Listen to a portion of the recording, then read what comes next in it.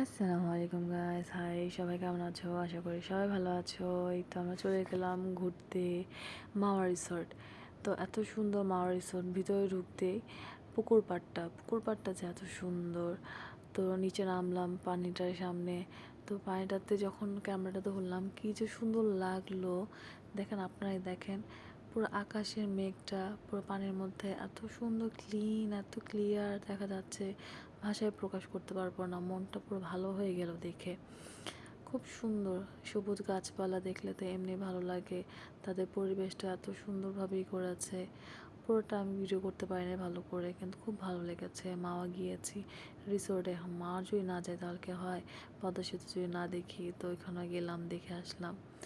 এই যে জবা ফুল গাছটা এক একসাথে দুইটা ফুল ফুটেছে, দুই কালারের, কিছু সুন্দর। আল্লাহর কি সুন্দর কুদরতি, কি সুন্দরই, খুব ভালো লাগলো দেখে। আল্লাহ হাফেজ।